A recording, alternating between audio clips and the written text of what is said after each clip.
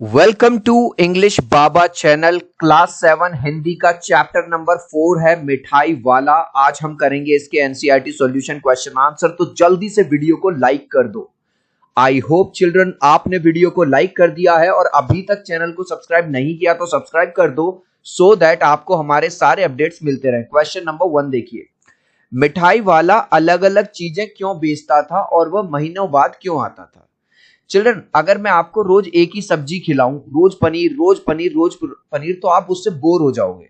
तो मिठाई वाले को ये वाली बात पता थी, अगर मैं हर बार सेम तरह के खिलौने बेचूंगा तो बच्चे बोर हो जाएंगे। तो एक बार वो खिलौने लेके आता था, कभी वो बांसुरी लेके आता था, कभी वो मिठाई लेके आता था, इसलिए ताकि बच्चे बोर ना हो जाए। तो आंसर कैसे लिखोगे? मिठाई वाला अलग अलग चीजें इसलिए बेचता था ताकि बच्चे एक चीज से ऊब ना जाएं। ऊबने का मतलब होता है चिल्ड्रन बोर ना हो जाएं। अलग अलग चीजों को बनाने में उसको समय लगता था। अब क्वेश्चन ये पूछ रहा है कि वो महीनों बाद क्यों आता था। भाई कोई चीज बनेगी तो उसमें टाइम तो लगेगा ना, इसीलिए समय लगता था, इसीलिए वो महीनों बाद आता था। मिठाई वाले में वो कौन से गुण थे जिनकी वजह से बच्चे बड़े भी उसकी तरफ खिंचे चले आते थे। जब भी वो कुछ बेचने आता था तो बड़े मधुर संगीत में गुब्बारे सॉरी खिलौने ले लो, बांसुरी ले लो, मिठाई ले लो, प्लस वो बच्चों से बहुत ज्यादा प्यार करता था। अगर बच्चों के पास कम पैसे भी होते थे तो भी वो उन चीजों को दे देता था, इसीलिए बच्चे उसकी तरफ खिंचे चले आते थे। तो आंसर कैसे लिखोगे? मिठाई वाले का मधुर आवाज में गा गा कर अपनी चीजों की विशेषताएं बताना। आपने देखा होगा अगर कोई आम बेच रहा है तो कहेगा कोई कहेगा मीठे आम ले लो, मीठे आम ले लो, तो वो भी गा गा कर अपनी चीजों की विशेषता बताता था। बच्चों की मनपसंद चीजें लाना, और हमेशा वो बच्चों की फेवरेट चीजें लाता था। कम दामों में बेचना, एक और उसकी खास बात थी, अपनी हर चीज को बहुत कम पैसों में बेचता था। तो ये ऐसी कुछ विशेषताएं थी, बच्चे बड़े भी उसकी ओर खींचे चले आते थे। ये जो मैंने अंडरलाइन किया पूरा का पूरा ये क्वेश्चन सही है, ठीक है, आपको अंडरलाइन नहीं करना। विजय बाबू एक ग्राहक थे। ग्राहक कौन होता है चिल्ड्रन? जो सामान खरीदेगा। जैसे आप दुकान पे गए तो दुकानदार कौन हो गया? विक्रेता, ठीक है, और आप हो गए ग्राहक। और मुरली वाला एक विक्रेता। दोनों के अपने अपने पक्ष में समर्थन में क्या तर्क पेश करते हैं। तो विजय बाबू क्या कहते हैं कि तुम लोगों की जो फेरी वाले होते हैं, जो दुकानदार होते हैं, तुम लोगों की आदत होती है 2 रुपए वाली चीज को 5 रुपए का बताना, मतलब जो चीज महंगी नहीं है उसको भी तुम महंगी बताते हो। इसके जवाब में जो बिक्री वाला है, मिठाई वाला, वो क्या जवाब देता है कि साहब अगर हम अपनी हानि करके, लॉस करके भी किसी चीज को बेचे ना, अगर हम 2 रुपए की कोई चीज ला रहे हैं और 1.5 रुपए की भी बेच दें तो भी सामने वाले को ऐसा लगता है कि हम सामने वाले को लूट रहे हैं। तो आंसर कैसे लिखोगे? विजय बाबू कहते हैं कि फेरी वालों को झूठ बोलने की आदत होती है, कम पैसे की चीज ज्यादा की बताते हैं। तो विजय बाबू ये वाली बात कह देते हैं कि भैया तुम लोगों को तो आदत होती है झूठ बोलने की, कम पैसे वाली चीज को भी ज्यादा की बताते हो। इसके विपरीत मुरली वाले ने कहा कि दुकानदार चाहे हानि उठाकर, यानी कि अपना लॉस करके भी अगर चीजों को बेच दे तो भी ग्राहक यही समझते हैं कि दुकानदार उन्हें लूट रहा है। खिलौने वाले के आने पर बच्चों की क्या प्रतिक्रिया होती थी? सारे बच्चे बहुत ज्यादा खुश हो जाते थे। तो आंसर कैसे लिखोगे? खिलौने वाले के आने पर बच्चे खुश हो जाते थे। वे अपने अपने घर से पैसे लाकर खिलौने का मोल भाव करने लग जाते थे। खिलौना पाकर बच्चे खुशी से उछलने कूदने लगते थे। रोहिणी को मुरली वाले के स्वर से खिलौने वाले का स्मरण, स्मरण का मतलब है रिमेंबर, याद क्यों आ गया। तो रोहिणी एक लेडी है जिसके बच्चे हैं 2 चुन्नू मुन्नू।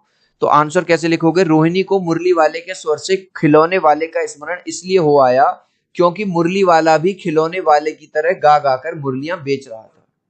क्योंकि मुरली वाला भी क्या कर रहा था? खिलौने वाले की तरह गा गा कर, तो उसको लगा यार ऐसे तो वो दूसरा वाला भी बेचता था, इसीलिए उसको खिलौने वाले की याद आ गई। किसकी बात सुनकर मिठाई वाला भावुक, भावुक मतलब इमोशनल हो गया, आंखों में आंसू आ गए। उसने इन व्यवसायों को अपनाने का क्या कारण बताया? रोहिणी की बात सुनकर मिठाई वाला थोड़ा इमोशनल हो गया, यानी भावुक हो गया। उसने इन व्यवसायों को अपनाने का यह कारण बताया कि उसके बच्चे अब इस दुनिया में नहीं है। मतलब हुआ क्या था, ये जो कभी बांसुरी बेचने आता था, कभी मिठाई बेचने आता था, कभी खिलौने बेचने आता था, ये एक टाइम पे बहुत बड़ा बिजनेसमैन था। इसके भी बच्चे थे, इसकी भी वाइफ थी, लेकिन किसी दुर्घटना में उनकी मौत हो गई।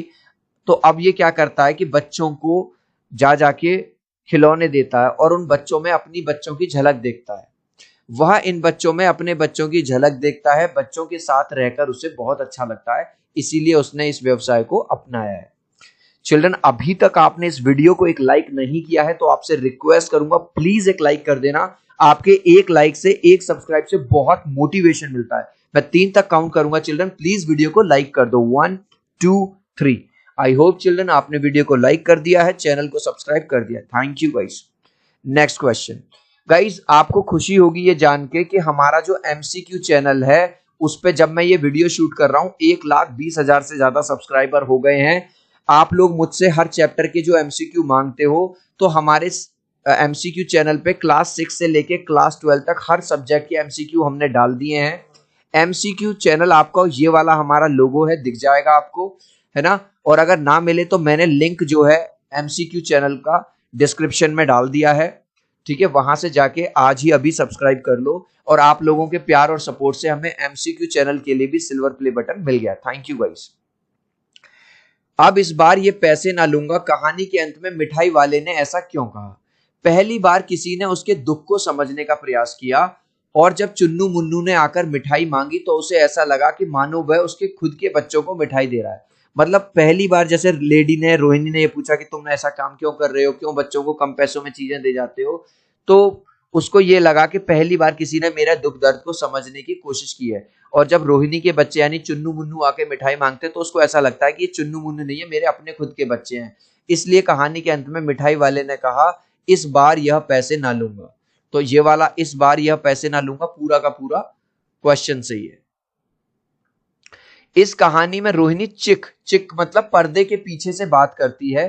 क्या आज भी औरतें चिक यानी पर्दे के पीछे से बात करती हैं? यदि करती हैं तो क्यों? आपकी राय में क्या ये सही है?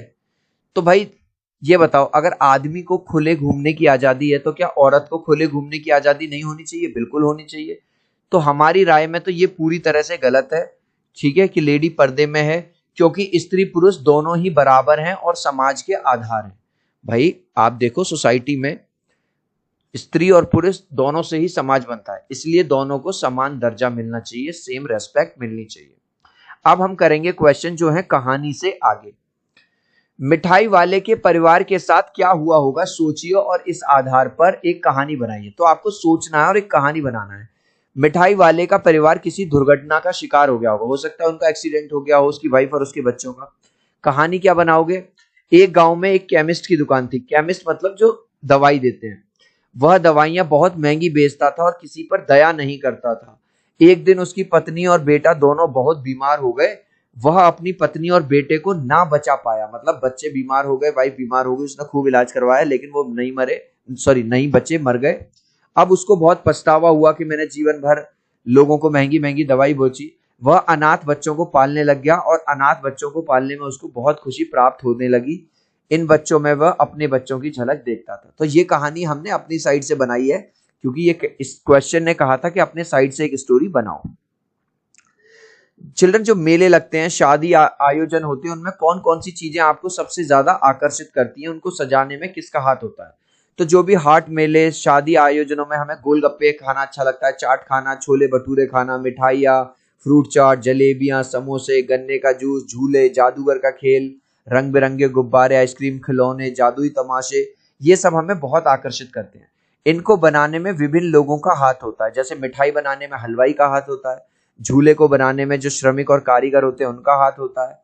उनके चेहरे के पीछे उनकी मेहनत, पसीना, पैसे कमाने की इच्छा, थकान और कारीगरी छुपी होती है। क्योंकि इसमें एक क्वेश्चन और पूछा गया कि उनके चेहरे के बारे में लिखो, तो उनके चेहरे पे ये सब चीजें छुपी रहती है।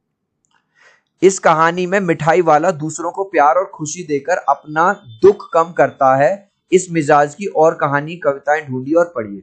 तो मिठाई वाले की कहानी हमें पिता के प्रेम के बारे में बताती है कि जो पिता होता है वो अपना प्रेम दिखाता नहीं है, लेकिन अपने बच्चों से, अपने परिवार से बहुत प्रेम करता है। इस मिजाज की और कहानियां हैं जैसे बेस्ट पापा, अच्छी सीख। चिल्ड्रन, इस लास्ट क्वेश्चन का आंसर आप मुझे दोगे कमेंट सेक्शन में, देखूंगा कितने बच्चे राइट आंसर देंगे। मुरली वाले के स्वर से डैश को खिलौने वालों का स्मरण हुआ। जो मुरली वाला मुरली बेच रहा था, उसके मुरली बेचने के स्टाइल से किसको याद आ गई थी? खिलौने वाले की। रोहिणी को याद आई थी, रीना को याद आई थी, या मीना को? देखूंगा कितने बच्चे कमेंट में राइट आंसर देंगे। आप चाहो तो अपने आंसर में A B S C लिख देना, मैं समझ जाऊंगा। सो आई होप मेरा ये छोटा सा वीडियो आपको बहुत अच्छा लगा होगा। प्लीज वीडियो को लाइक कर देना, चैनल को सब्सक्राइब कर देना। अब हम मिलते हैं अगले वीडियो में। Bye bye.